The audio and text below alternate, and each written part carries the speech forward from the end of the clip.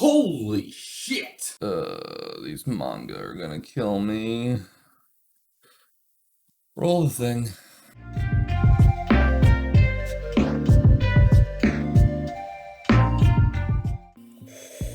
Alright, so this time around we're just gonna jump straight into it. I am Frog Dad. This is Manga Mornings. Hopefully you watched the intro. I spent like 4 hours to make it, even though it looks like shit. And hopefully you like the new lighting and everything. I'm trying to do this a bit better, but we are on a time crunch, so let's go right into it. Okay, first things first, let's get into this behemoth that is One Piece.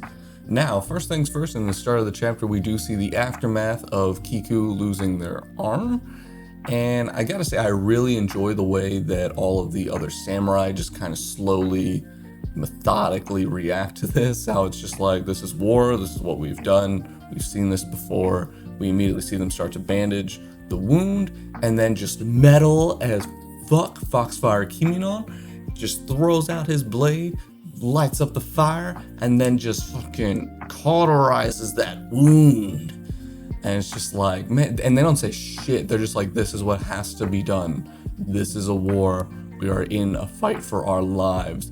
And as they're doing this, Kaido just starts talking mad shit, which is exactly what his game is. And he starts talking about how, like, oh, you know, I think Roger and Whitebeard did it correctly.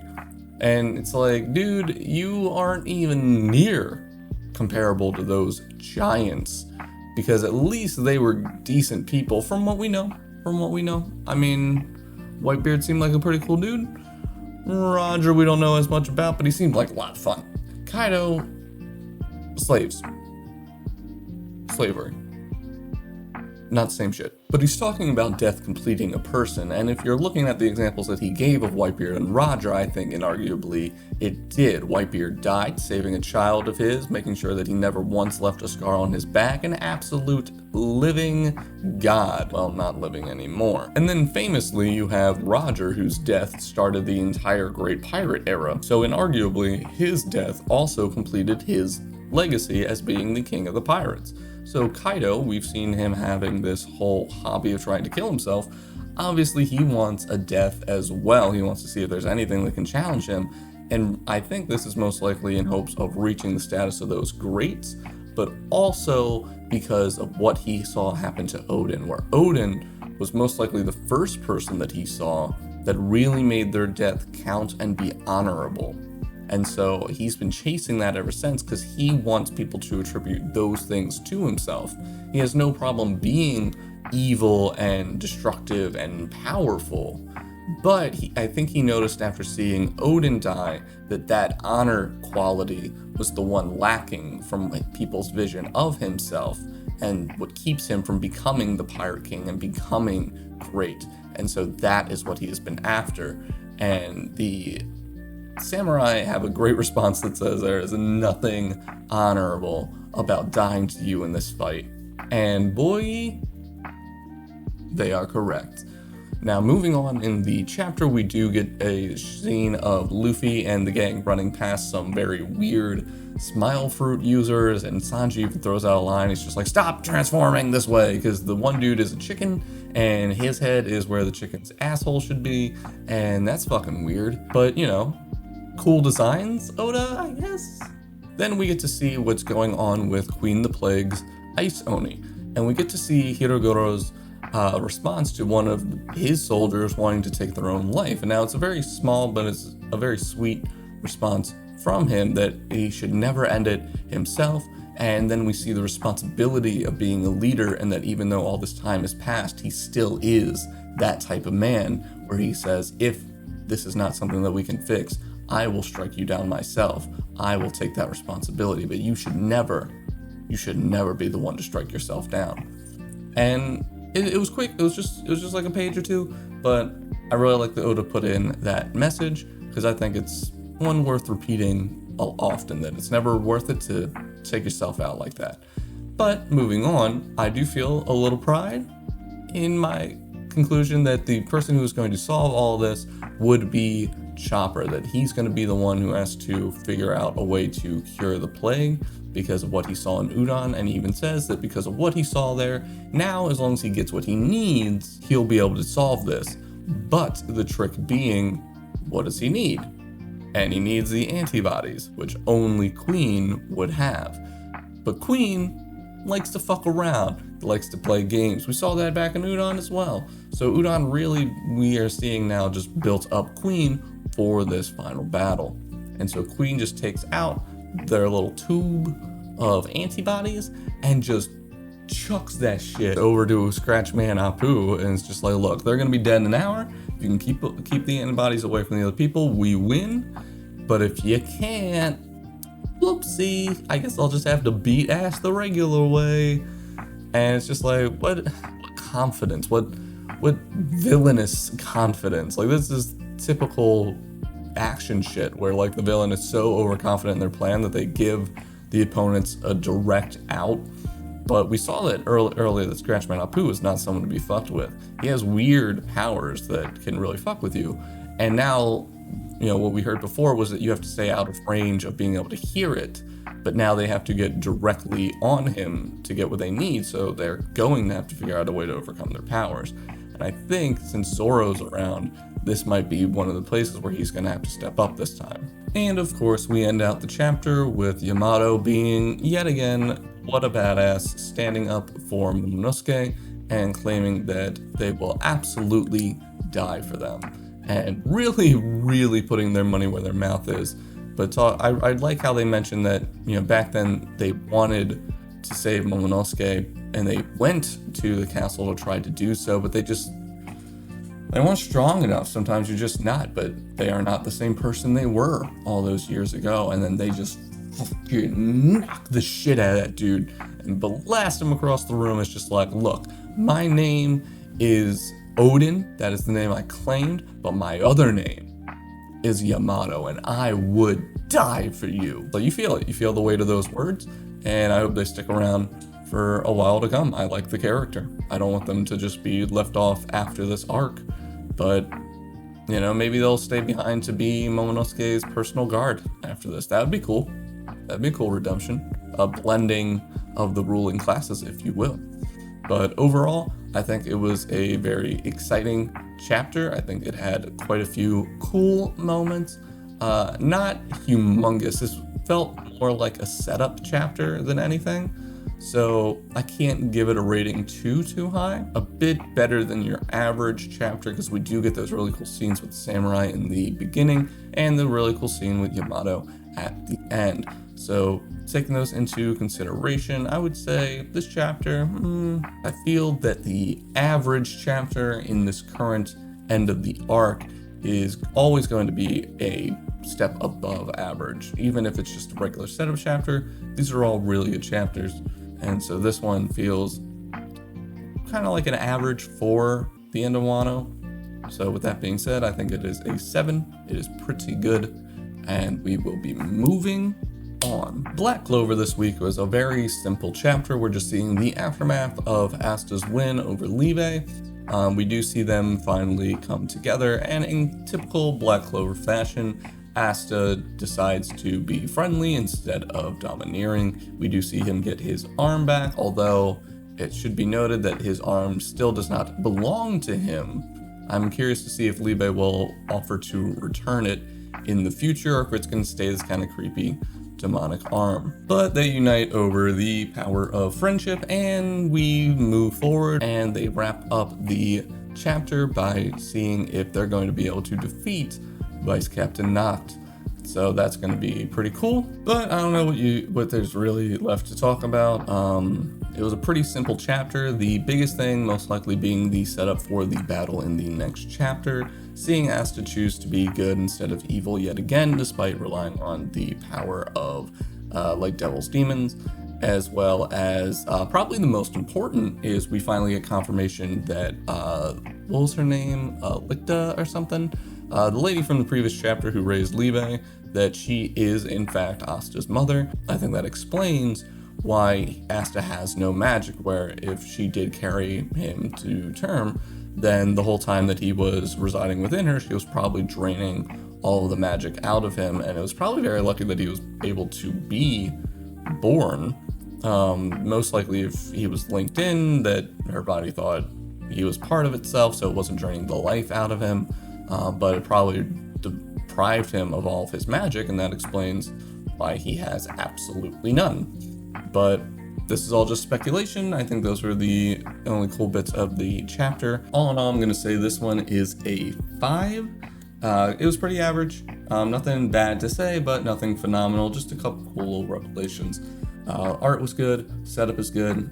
So 5, maybe a 6, light 6. Let's go ahead and move on. Dr. Stone starts us off this week with some beautiful color pages by Mr. Boichi, which always a delight to see. And then we start getting our way further into the idea of what it's going to take to get into South America so they can actually get to the coordinates that they discovered with their bubbles last week. Given all the time that has passed and that there's no one operating it, unfortunately they cannot use the Panama Canal to sneak over to the right side of South America, so they have to go the long way around. But that raises the question of how are they going to get there when they constantly need to make landfall, to chop down trees, to get fuel, to make charcoal, to get fuel so they can keep operating the ship, while they have Stanley and their good ship with more food and more supplies chugging away after them.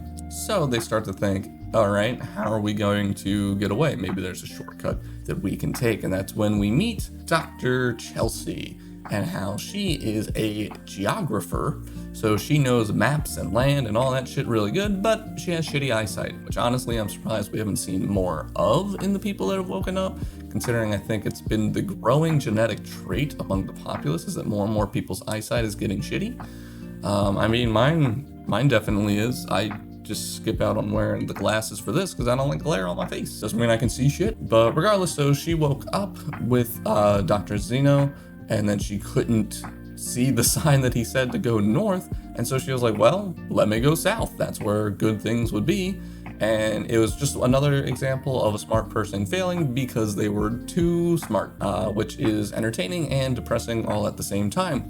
But regardless, we finally meet up with her. They craft her a couple of glasses, which really quickly too. So I get that they had to just kind of speed through that, but it's kind of like, all right, you just knew her prescription? Really? But I digress. They ask her if she knows any shortcuts, and she's like, absolutely, going to be hell, but you can do it. And of course, in classic Dr. Stone fashion, we get our new little roadmap to the new invention that we're going to make, and this time it's badass, baby. We're getting motorcycles, and we're gonna just fucking glide right through the jungle. But let's see if they're going to be able to formulate this new invention while they're being hunted like animals. I think that's going to be cool. All in all, I do like the design of Dr. Chelsea. I think it's cute, but interesting. Like, you can tell that she's a bit mischievous. So I think Boichi did a good job there. All in all, I think this chapter was pretty good. We did get the roadmap and a couple of story plots moving us forward in the main story. So for this area, since there's not typical battle action, this is kind of the prep scenes. This is what we get, so I'm going to say that it's a little better than average. I would give it a 6, but I really like the introduction of Dr. Chelsea, so I'm going to go ahead and give it a 7. I think Boichi did a great job on her design. I look forward to seeing what she can do for the crew moving forward. Having someone who absolutely knows the entire world inside of her head is going to be quite useful. I look forward to seeing it. Moving on. Returning from break this week is My Hero Academia, and my god, am I excited to talk about it. Unfortunately, this week isn't exactly the most exciting week, but it is still one of the most exciting arcs. I was talking about it with a friend not too long ago, and we were saying how this arc really kind of feels like the end of the series, which is interesting, because how are they going to recover after this? Regardless, we do get a start where we see Ida and Hado, and they are on their way to try to warn the heroes ahead of Gigantamachia's arrival, but they don't arrive too soon, and when they get there, they see the absolute carnage that has unfolded, and we see Shigaraki fighting with All for One to gain full control over his own body so that he can fight the heroes as he sees fit. but his regeneration isn't working as well. So if they were going to defeat him, now is the time to do it. Unfortunately, Deku is in the shithole. He ain't doing good, but he knows he has to stay there because they're going to chase after him. So instead he insists that they take the others who are injured away, such as Bakugo, which RIP champ. Then we cut over to our good old Uravati and Toma, and we see what kind of fight they're going to have. I like both characters, but I feel that their fight is weak. It's lacking. Like it's cool to see Uraka be able to use her like little satellite move, and we do see that she has grown in figuring out how to use her power along with her equipment. So that's really nice. But I don't like that the backdrop of their fight is just about a boy. Like it feels weak. It feels like it's taking away from those characters. But ultimately it did lead for Toma to make up her mind about how she was going to be, and since Uraka noticed her tears, maybe we're going to get something more exciting in the future. But all in all, the chapter wraps up with Gigantomachia finally making his large-scale entrance at the big fight. We see all of the League of Villains that are still riding him, accompanying him into this battle, and it is not looking good for the heroes. The villains are operating pretty close to maximum power at this point. They haven't been weakened too much. Gigantomachia is a massive boon in their favor. I think they're going to end up battling for maybe a chapter or two, and then they're just going to kind of ride off on Gigantomachia into the sunset, because who can stop him? He's unstoppable. That's kind of his whole thing. I think that's going to be it. I think the chapter started and ended really strong. I think there were a couple of interesting ways that we got to see Uravati use her powers, and watching Toma finally come to terms with how she is going to feel, and really seeing the duality of the emotions that she had for her comrades versus the emotions that the heroes have for theirs. But all in all, I was a little disappointed by this chapter. I wanted to see more of the main fight instead of this kind of split away. So I'm gonna say that right now everything is way above average, but this kind of feels like an average chapter, so I'm gonna go ahead and give it a 6. It's just kind of a setup. And lastly, we're gonna be talking about Undead Unluck. We are on chapter 38, so it is still a pretty new series in Shonen Jump, which if you have not started reading it, I really recommend that you do so, especially before moving forward with this review, because this is gonna spoil the shit out of it. So make sure that you catch up, then come back, see what we think, and let's move forward. The first thing that we get with the chapter is this fantastic little Halloween color page, which one of the things I really like with it is that we do see the Uma for Andy's clothing still in there. I think sometimes we forget that his clothes are alive, and we get little Tatiana in the pumpkin, and it's all just a lot of fun. So that was really cute to see, especially right for the holidays. I think that this is a series that really benefits itself for Halloween. It's kind of got that like spooky vibe. But moving on to the actual content of this chapter, we do get confirmation yet again that the manuscript was written in Japanese and thus was not affected by the language unification, showing that it was indeed written by an artifact. This time around, we do find out that there are several arcs missing, that after reading the original manuscript, Fukuwa is able to tell that it always felt like something was off, that maybe something was left out of the chapter.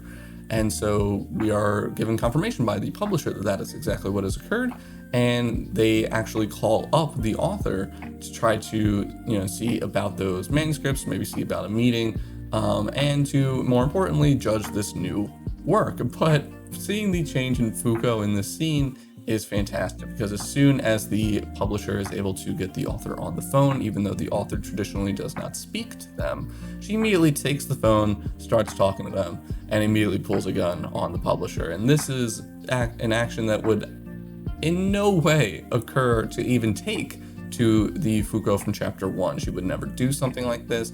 But now we see, so many chapters later, the way that she has grown and that she has evolved, and the stakes that are raised, and that she notices there's a lot more important things than decency right now. We have to get results. And so she starts talking to the author, and the author is like, all right, I'm in Canada, meet me there in 5 hours from Japan, and maybe we'll talk about it. So as Andy says, he clearly knows what is up, that they're able to actually make that travel in that amount of time, and the author specifically said for both of them to go, even though they only talked to Fuko over the phone, showing that they really are prophetic and that they know more than they're letting on. And as soon as they show up, they're able to sneak up right on Fuko and Andy without them noticing, which for Fuko, you know, it's here or there, but for them to be able to sneak up that close to Andy without him even being able to detect them shows that there's a lot more to this person than meets the eye. Then they start bringing up that they do know all of the answers that they seek, that they are fully aware of everything that's going on, everything that has been, and everything that will be, and that the 4 Uma of the seasons are going to start attacking, starting with autumn. And then he challenges our heroes to see if they can defeat this Uma, and if they can, then and only then will he answer their questions. And as he's saying all of this, he very casually defeats a couple of opponents, but again, showing off their prophetic abilities, they kept that manuscript clean. But all in all, it was a very interesting chapter. It was, again, a lot of setup for what's about to unfold. It was cool to finally meet this prophetic author, and I think they're an interesting character in and of themselves.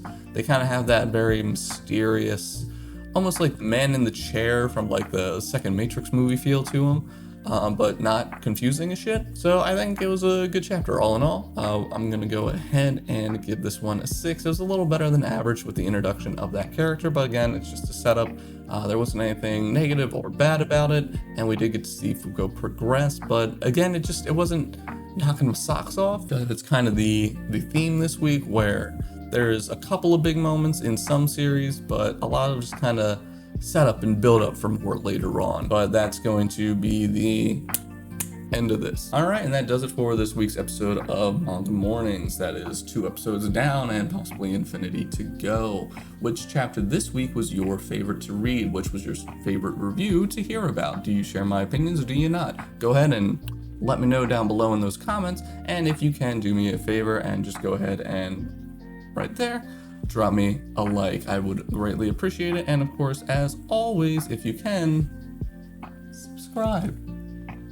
It will let you know when I post videos like this one, especially if you ring that bell. This is the weekly show on the channel, but I am, of course, always working on extra little things in the background. Our upload schedule may change a little bit. There's been some things going on with life, but I will always make sure to give you this show on a weekly basis. So if you liked it, if you want to see what other things I have to say, go ahead and hit the buttons. Do all the things that you are always begged to do by everyone on this website. But of course, if you would like to go the extra mile, you can go ahead and follow me over on Twitter. The link, of course, is in the description. That will give you a little behind the scenes and updates on what's going on with me and with the programming.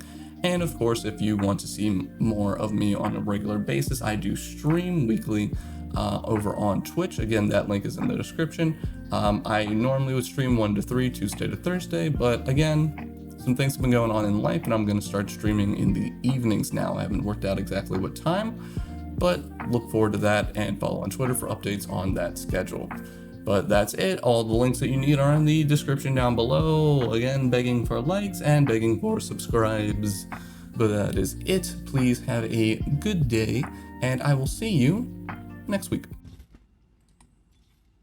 Come on, I need this gin. I need it. I need it so bad. Like, fuck it. I'll throw all these Callistas out the window. I don't give a shit. Give me my goddamn gin. I'll throw him on him. He needs it better.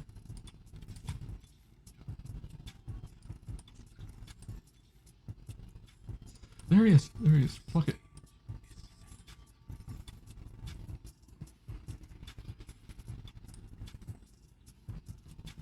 Alright.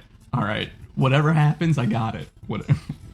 Regardless of if this is great or horrible, look at that giant fucking Galio coming in. Save the day. Hey! Oh man, that Katarina had me worried in the end.